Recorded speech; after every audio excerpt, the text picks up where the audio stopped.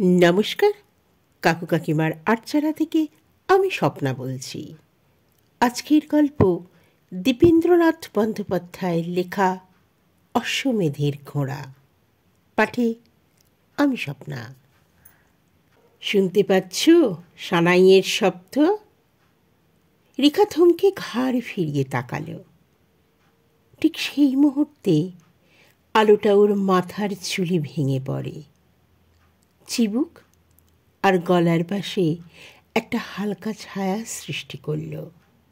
কাঞ্চন সানাইয়ের সুর মিশ্রিত হয়ে আশ্চর্য হয়ে রেখার সেই ভঙ্গির দিকে তাকিয়ে রইল। হঠাৎ রেখাকে অপরিচিত মনে হল, স্বপ্নের অস্পষ্ট স্মৃতির মতন। কি সুর? কাঞ্চন চমকে বলল, দাঁড়াও। তারপর ভুরু কুচকে অন্যমনস্কের মতন খানিক শুনে উত্তর দিল, চন্দ্রকোষ। হাসল। আকাশ ভেঙে বৃষ্টি আসলে কি হয়? আজ শুক্লপক্ষ তো বটে। রেখা চোখ নামিয়ে নিয়েছে। আলোটা মাথার চুল ঝাঁপিয়ে সমস্ত মেঘে ছড়িয়ে পড়েছে। কাঞ্চনের একটা আশ্চর্য উপমা মনে এলো। ছোট্ট দীর্ঘশ্বাস ফেলে বলল, না, বেশ একটু মোগলাই আমেজ হচ্ছে।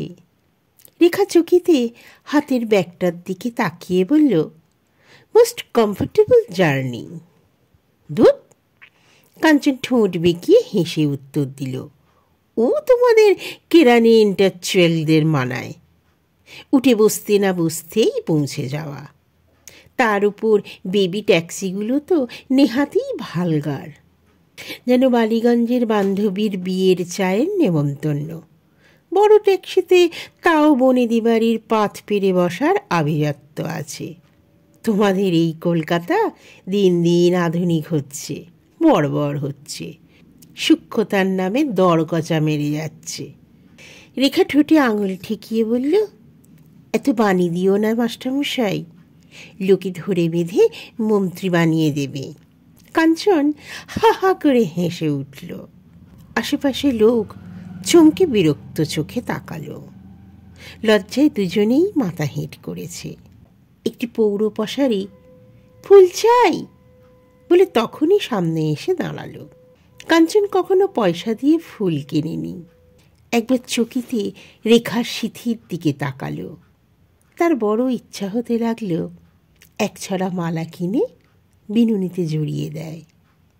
কিন্তু রাস্তায় ফুল কিনতে যথারীতি লজ্জা করল। বলল, না। রেখা কিন্তু সঙ্গে সঙ্গেই ব্যাগ থেকে পয়সা বের করে দিয়েছে। কাঞ্চন রেখার সাহস থেকে স্তম্ভিত। রেখা কি প্রকাশ্যে মালা কিনতে ওর ভয় করল না? ফুলের মালা হাতে একটি মেয়ের সঙ্গে সে এখন বাসে উঠবে? চলো হাঁটি। চলো। হাঁটার শেষ নেই, এক পথে পা ফেলা। রাস্তাটা চোখের সামনে পাল্টাতে দেখি। কলকাতা রোজ পাল্টায়, আমরা শুধু রাস্তাটুকুরই খবর রাখি। হাঁটতে হাঁটতে বড়জোর ময়দান অবধি যাব। বড়জোর চা খাবো এক পেয়ালা, আলো আর অন্ধকারের সমারোহ দেখব, তারপর বাস ধরব। রেখার পাশে খালি জায়গা থাকলেও আমাকে আলাদা বসতে হবে বা দাঁড়াতে।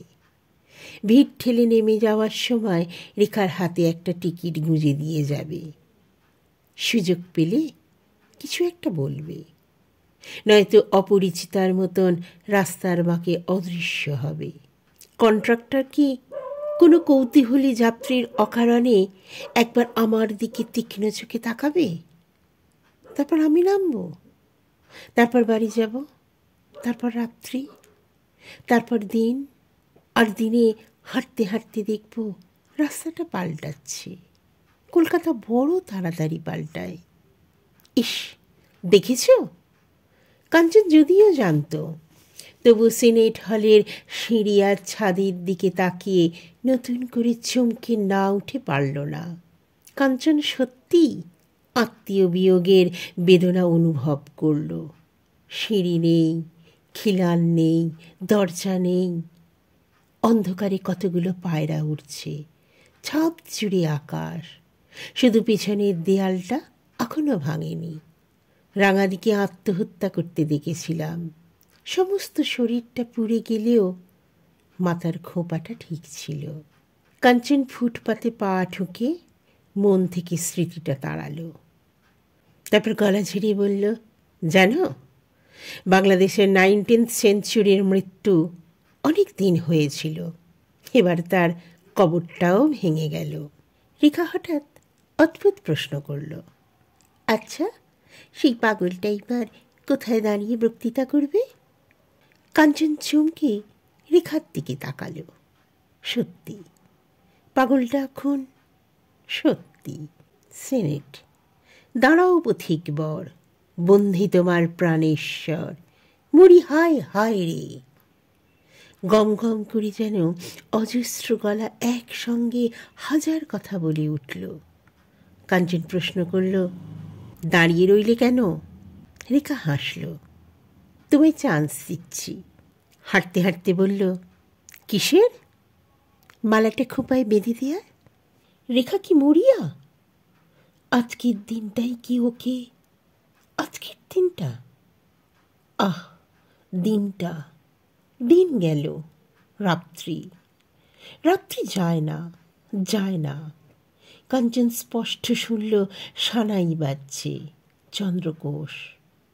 সেই আমরা রেস্তোরাঁয়, সুকুমার দুটো মালা, আর প্রফুল্ল আমাকে হতভাগ করে এক প্যাকেট সিঁদুর, দুটো লোহার নোয়া। আর সেই মুহূর্তে প্রথম রেখাকে অপরিচিত মনে হয়েছিল। আশ্চর্য লোভে ভয়ে সিঁদুরের প্যাকেটের দিকে তাকিয়েছিল, অথচ শপথ উচ্চারণের সময়ও তাকে এতটুকু বিচলিত দেখিনি। সকলের তারা খেয়ে আমি রেখার ঠান্ডা কপালে মুখের দিকে তাকালে সাহস, কেন আঙুল দিয়ে সিঁদুর লাগাতে হয়? প্রফুল্ল বকেছিল, আর রেখা হঠাৎ খিলখিল করে হেসে ফেলেছিল। রেখাকে আমার সেই মুহূর্তে বউ বউ মনে হচ্ছিল, কিন্তু মালা বদল কিছুতেই করতে পারিনি। রেখাও কিছুতে মাথায় ঘোমটাটা। আমরা অনেকক্ষণ আড্ডা দিয়েছিলাম। মাসের শেষ হলেও প্রত্যেকে কিছু কিছু টাকা এনেছিল। তারপর সন্ধে হলো। সুকুমারের টিউশনে আছে। প্রফুল্ল বা চন্দন পালাতে চায়। রেখা রুমাল দিয়ে ঘষে ঘষে কপালের সিঁদুর মুছে ফেলল। রেখার এই মুখটাই আমার পরিচিত, কিন্তু অবাক হয়ে লক্ষ্য করছিলাম মাত্র কিছুক্ষণে রেখার কপালের সিঁদুর আমার মনে একটা স্থায়ী স্মৃতি রেখেছে। রেখাকে হঠাৎ বিধবার মতন শূন্য করুণ মনে হলো। দেখলাম বাচাল প্রফুল্ল দাঁত দিয়ে ঠোঁট কামড়ে মুখ ঘুরিয়ে নিয়েছে। রেখার কপালের ঠিক মাঝখানে একটা নীল শিরা স্পষ্ট ফুটে উঠেছে। দেখো, সেই পেয়ারটা। কাঞ্চন অন্যমনস্কের মতন তাকিয়ে যুগলটিকে দেখল, কিন্তু তার চোখের সামনে স্পষ্ট করে ভেসে উঠল সুকুমার, প্রফুল্ল আর চন্দন। ওরা প্রায় পালিয়ে গেছে। মালা দুটো আমার হাতে ছিল। ফুল নিয়ে আমি হাঁটতে পারি না। রেখার কপাল শূন্য। চাইলেও রেখা মালা হাতে বাড়ি ফিরতে পারবে না। আমার পকেটে বিয়ের দলিল। রেখাকে একবার বউ বলে ডাকতে, আহ, কি আশ্চর্য ইচ্ছা!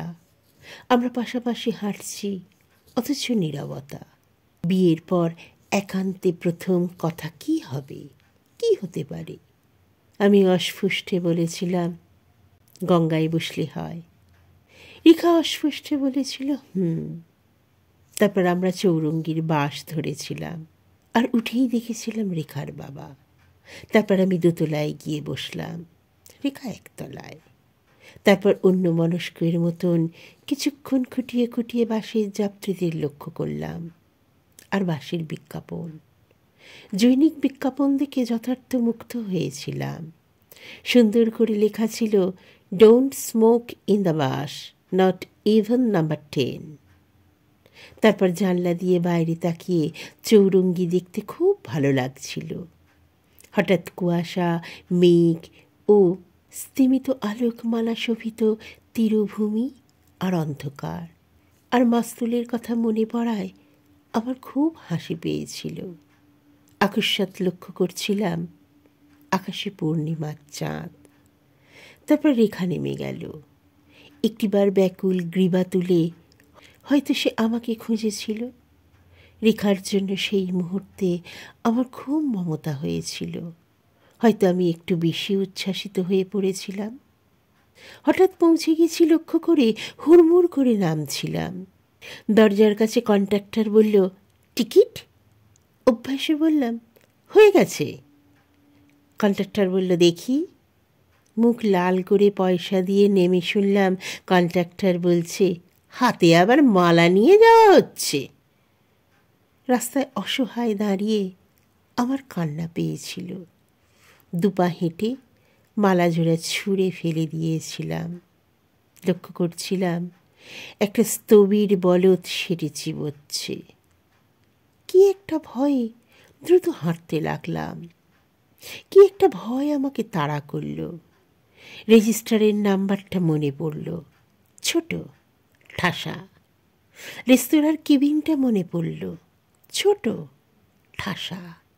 বাসের সিঁড়িটা মনে পড়ল, ছোট, ঠাসা। শোবার ঘরটা মনে পড়ল, ছোট, ঠাসা। আমার দম বন্ধ হয়ে এলো। স্পষ্ট দেখলাম রেখার কপালে নীল শিরা। মনে হলো আমি চিৎকার করে কেঁদে উঠেছি। চমকে দু হাতে মুখ চেপে ধরে শুনলাম চন্দ্রকোষ। পায়ে পায়ে পানের দোকানটার সামনে গিয়ে দাঁড়ালাম। পরদিন রেখার সঙ্গে দেখা হতে বলেছিলাম। জানো, আমাদের বিয়ের স্বয়ং বিসমিল্লা সানাই বাজিয়েছে এই কাঞ্চনবাবু। কাঞ্চন চমকে তাকিয়ে দেখল সুবিমল।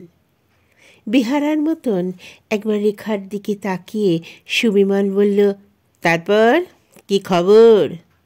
কাঞ্চন কোনো রকমে হেসে বলল, বিকেল 5টার পর থেকে এ পর্যন্ত নতুন কিছু ঘটেনি। না, তাই বলছি একটা সিগারেট হবে?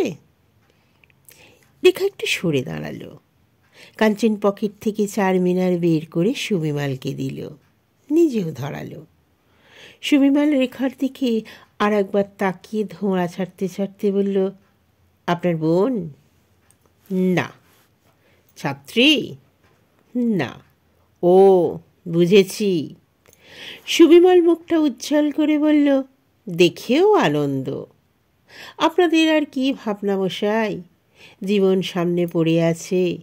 এই আমি কলেজ ছেড়ে টিউশনি সেরে এখন বাড়ি ফিরে শুনব মার সঙ্গে ঝগড়া করে বৌদি রান্না চাপায়নি ইত্যাদি। আচ্ছা চলি, যা বৃষ্টি আসছে। দুপা এগিয়ে সুবিমল আবার থমকে ঘুরে দাঁড়িয়ে বলল, খবর শুনেছ?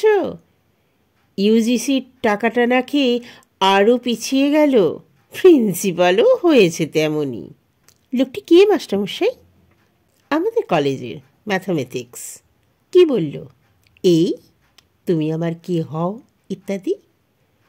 শেষ শব্দটা উচ্চারণ করেই কাঞ্চন সচেতন হলো যে সুবিমল তার আগাগোড়া মধ্যবিত্ত সংলাপের মধ্যে এই একটা শব্দ প্রয়োগে আভিযাত্রীর পরিচয় দিয়ে গেছে।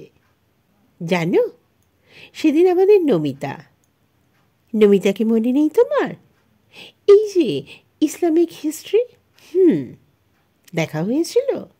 হ্যাঁ তো, কথায় কথায় তোমার খবর জিজ্ঞেস করলো। বলল, কবে বিয়ে করছিস? কি বললে? বললাম, এই ভালো, বিয়ে করলেই তো সব ফুরিয়ে যায়। তার উপর ছেলেপুলের ঝঞ্ঝাট, শাশুড়ি ননদের ঝামেলা। তারপর দুজনেই স্তব্ধ হয়ে খানিক পথ হাঁটল।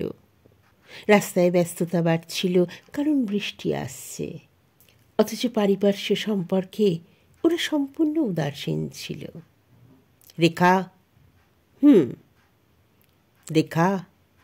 কি রেখা? এবার জবাব না দিয়ে রেখা হাসি মুখে কাঞ্চনের দিকে তাকালো।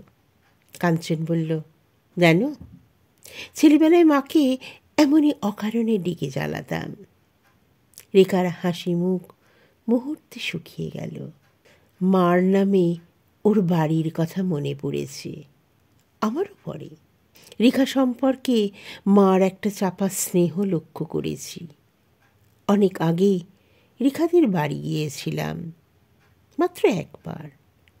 রেখার মার চেহারাটাই মনে পড়ে না, বাবাকেও না। রেখার ভাই বোনেরা এই 4-5 বছরে নিশ্চয়ই কত বদলে গেছে। আচ্ছা, আমি যদি চিৎকার করে লোক জানিয়ে বলি, এই যে দেখছেন ভদ্রমহিলা, ইনি আমার ধর্মপত্নী, তাহলে পাগল ভরে ধরে নিয়ে যাবে, এই আর কি। তাহলে তো বেঁচে যাই। কাঞ্চন হাসতে হাসতে বলল, কিন্তু দীর্ঘশ্বাস চাপতে পারল না। রেখা ঠোঁটে ফুল ফুটিয়ে প্রশ্ন করল, আচ্ছা, আহা, অ্যাজমাটা আবার মাথা ছাড়া দিল? কাঞ্চন বলল, জানো, এই কথার খেলা সত্যি আর ভালো লাগে না। রেখা স্তব্ধ হয়ে দাঁড়ালো। ভালো লাগে না, আর ভালো লাগে না।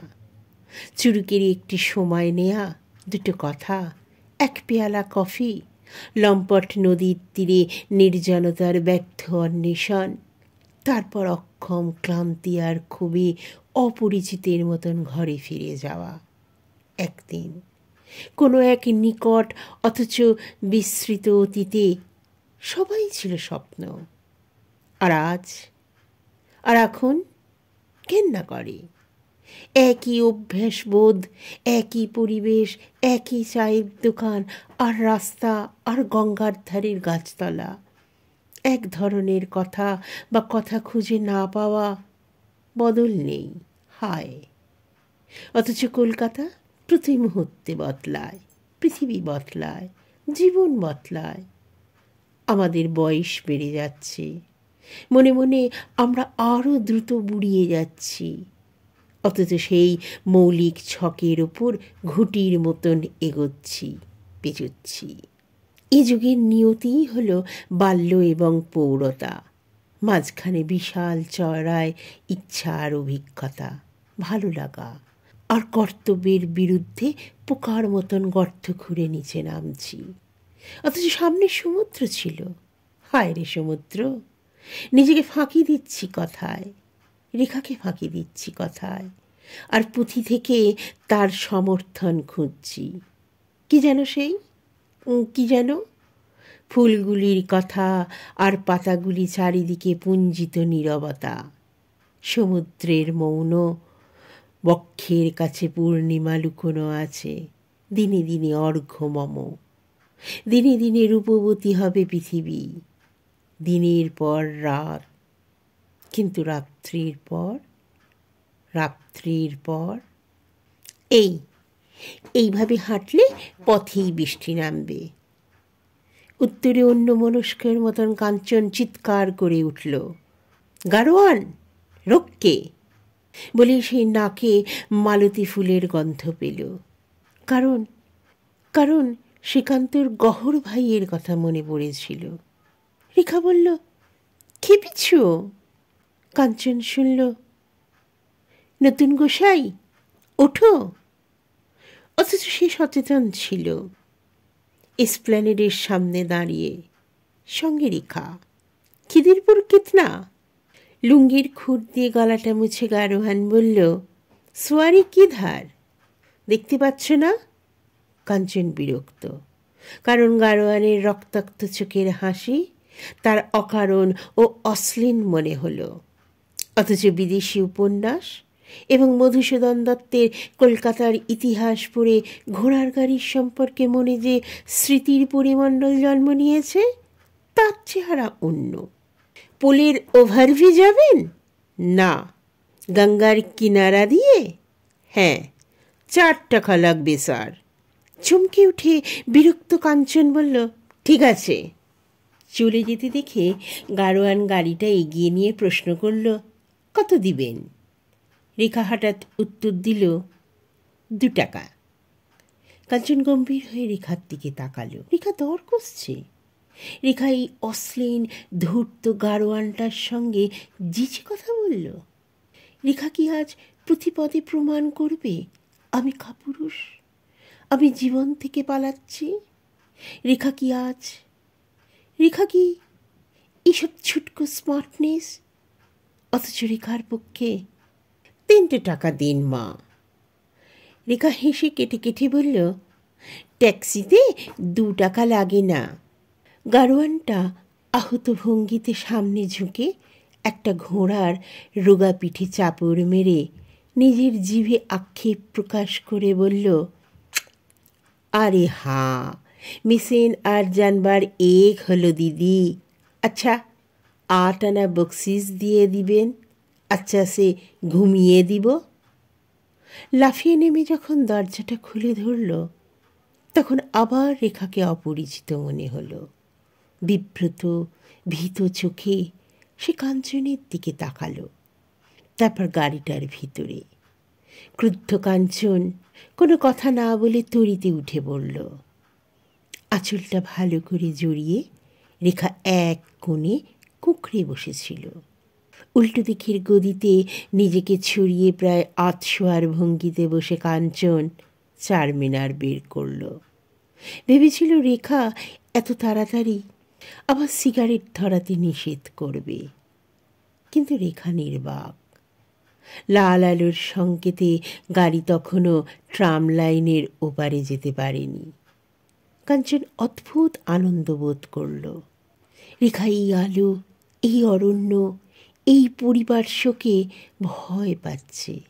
ঘোড়ার গাড়িতে আমার সঙ্গে উঠেছে, তাই ভয় পাচ্ছে, আমার সঙ্গে উঠে ভয় পাচ্ছে। ফিটানির দুপাশ খোলা, সত্যিই চারিদিকে অমৃতের অজস্র সন্তান। কে নাকি দেখছে জানি না। রেখার পরিবার আছে, সমাজ আছে, আমি একটা পুরুষ। ওহো, আমি পুরুষ, বেড়ে। আলোর দিকে মুখ রাখুন। হলদির পর সবুজ আলো জ্বললে 2 দাগের মধ্যে দিয়ে সাবধানে রাস্তা পার হন। মনে রাখবেন, জীবন অমূল্য, সামান্য ভুলের মারশুল ভয়ানক। আলোর দিকে মুখ রাখুন। কাঞ্চন হা হা করে হেসে উঠল। কি সাবধানে পথ চলুন সপ্তাহ, ফলে আরও ট্রাফিক জ্যাম। বেশ বলেছে, আলোর দিকে মুখ রাখুন। তোমার যাবতীয় জেস্চার আর ঘোষণাটা মিলে পুরো শরৎ চাটুর্যের টাইপ। কি আর করি বলো? প্রবোধ সান্যালের নায়কের সঙ্গে প্রমোদ ভ্রমণে বেরিয়ে রবীন্দ্রনাথের নায়িকা হলে গুড়িচণ্ডালির দোষ সামলাবে কে? কাঞ্চন সিগারেটে টান দিল। রেখার স্মার্ট উত্তর তাকে এই মুহূর্তে যথেষ্ট বিরক্ত করেছে। অথচ আমি জানি না ঠিক কি চাই, কি হলে খুশি হতাম। রেখার অস্বস্তি মিথ্যে নয়, তুচ্ছ নয়। আমি একটা কলেজের শিক্ষক। রেখাকে এনে সংসারে স্ত্রীর মর্যাদা দেওয়ার স্বার্থ আমারই নেই। বাড়ির ক্রমাগত বিয়ের সম্বন্ধ ভেঙে যাবতীয় লুকোচুরি নিষিদ্ধ পথে সে আর ভালোবাসা? যাবতীয় লুকোচুরি নিষিদ্ধ পথে সে তার ভালোবাসার? রেখাই উদ্যোগ নিয়ে রেজিস্ট্রেশন। তার ভয় শেষ পর্যন্ত বাবা নিষ্ঠুর। শেষ পর্যন্ত বাবা কিছুতেই জাতের অভিমান।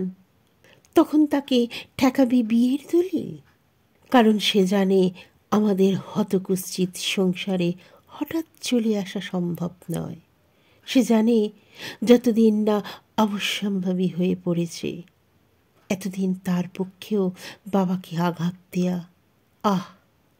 এইভাবে, ঠিক এইভাবে আমরা স্বার্থপর হতে পারি না, অথচ আমাদের জন্য ত্যাগ, তাদের প্রতি মনে মনে বিদ্বেষ পোষণ করি আর দুঃখ পাই।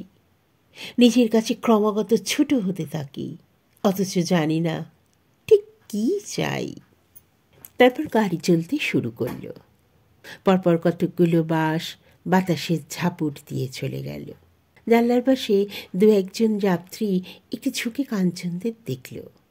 নানা ধরনের শব্দের ভেতর ঘোড়ার খুরের অলস অথচ একটানা আওয়াজ কাঞ্চনের মনে কিসের যেন অনুষঙ্গ আনতে চাইছে।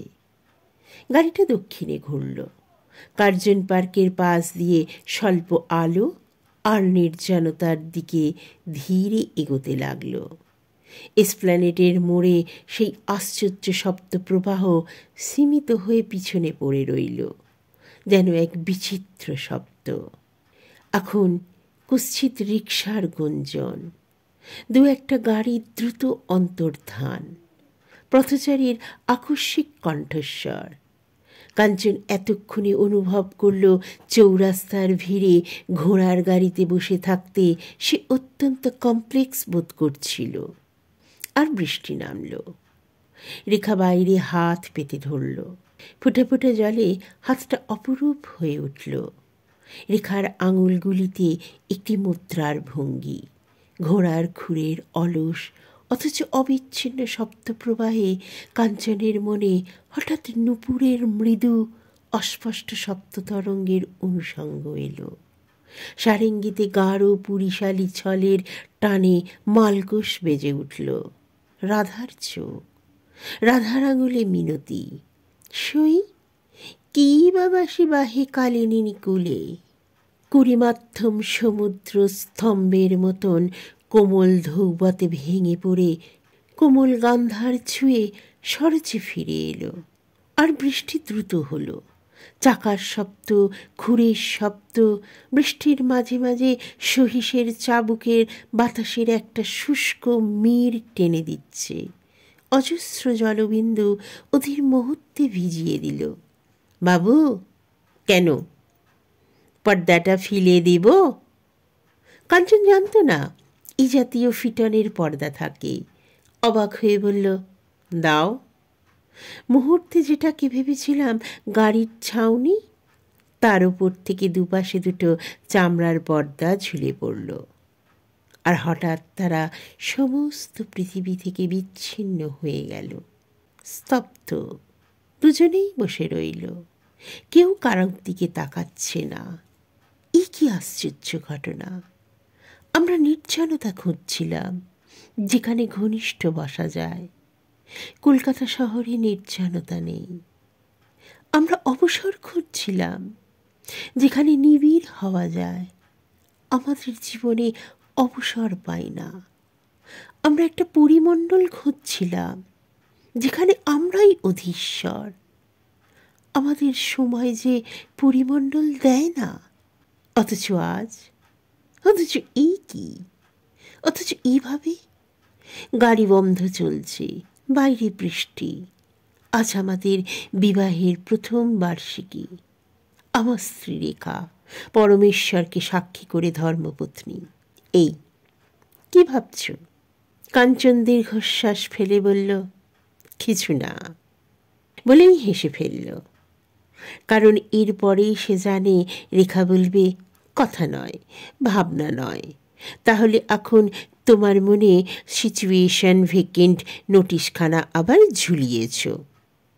কিন্তু রেখা কাঞ্চনের মুখের দিকে অপলক তাকিয়ে শুধু বলল, কিছু বলো। হাতের তেলের উপর মাথাটা রেখে ঘাটটা পেছন দিকে ঈষৎ ঝুলিয়ে জানুর উপর আড়াআড়ি পা রেখে রেখা শিথিল ভঙ্গিতে বসেছিল। একগোছা ভেজা চুল কপালের উপর টিকলির মতন কুকড়ে ঝুলে আছে। গর্বে, আনন্দে রেখা যেন রাজেন্দ্রাণী। প্রায় আজকাল রেখাকে অপরিচিত মনে হয়। কি এক উদাসীন্যে হঠাৎ সে অনেক দূরে চলে যায়। আসলে গত 1 বছরে বিবাহের পর, আমাদের বিয়ে একটা কৌতুক।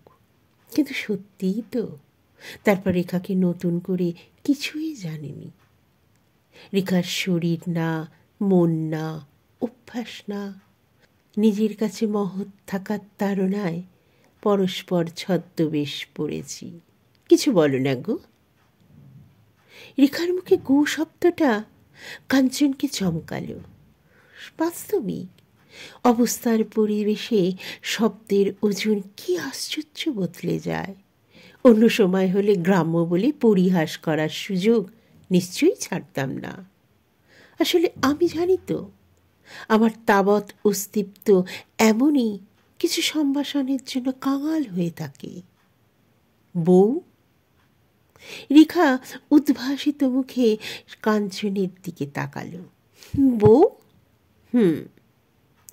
আমাকে একবার স্বামীন বলে ডাকবে? যা, ডাকো না। যা, প্লিজ একবার ডাকো না গো, আমার ভীষণ লজ্জা করে। আচ্ছা, ফিসফিস করে বলো, একবারটি শুনতে ভীষণ ইচ্ছে করছে। আসলে বুঝলে? রেখা কাঞ্চনের কথার মধ্যে হঠাৎ স্পষ্ট করে বলল, স্বামীন বলেই দুহাত মুখ ঢেকে ঝিরঝির করে হেসে উঠল।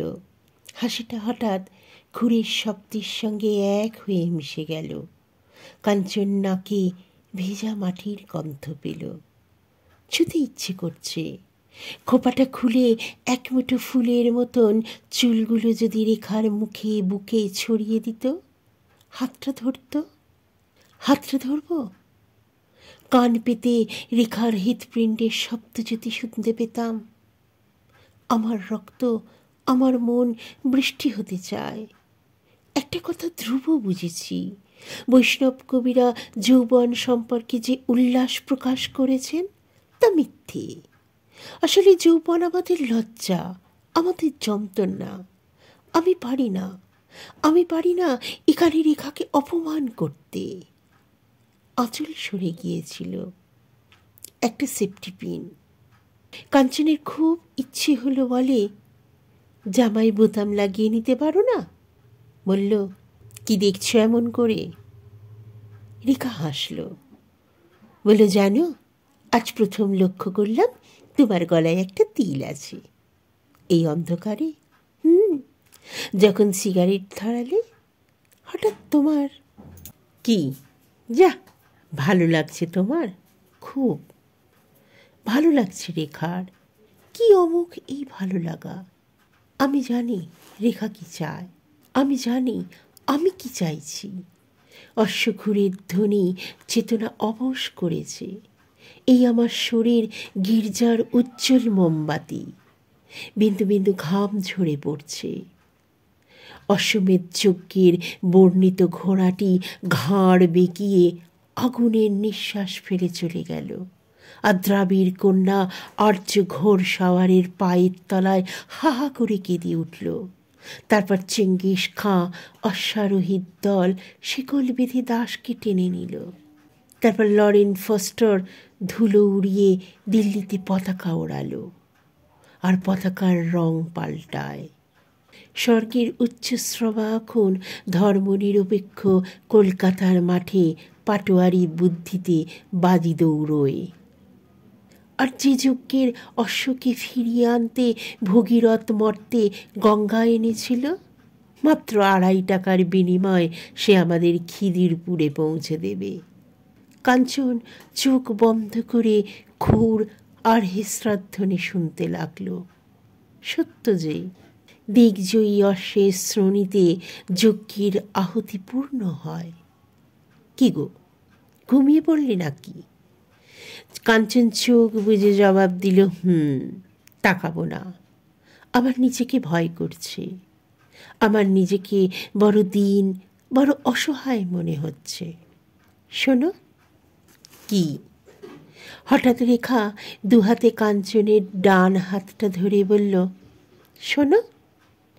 কাঞ্চন অস্ফুষ্টে বলল, কি? এই মালাটা আমায় পরিয়ে দেবে? গাড়িটা দাঁড়িয়ে বলল। গাড়োয়ান ডাকল, বাবু। কি? খিদিরপুর। রেখা প্রায় আত্মনাদ করে বলে উঠল, দাও, পরিয়ে দাও। কাঞ্চন বিমূঢ়ের মতন রেখাকে মালাটা পরিয়ে দিচ্ছিল। সেই সময় পর্দাটা উঠেই আবার নেমে গেল। ঘাড় হেঁট করে দুজনে তাড়াতাড়ি নেমে পড়ল। কাছেই ট্রাম স্টপ, চৌরাস্তার একটা পুলিশ, তাছাড়া জায়গাটা নির্জন। রেখা ব্যাগ খুলে 2 টাকা দিল। কাঞ্চন পকেট থেকে একটা আদুলি বের করে টাকাটা গারোয়ানের হাতে দিতেই সে ছুটে বলে উঠল, সে কি, 5 টাকার কম হবে না। কাঞ্চন ক্রুদ্ধ হয়ে বলল, কেন, তুমিই তো বলেছিলে।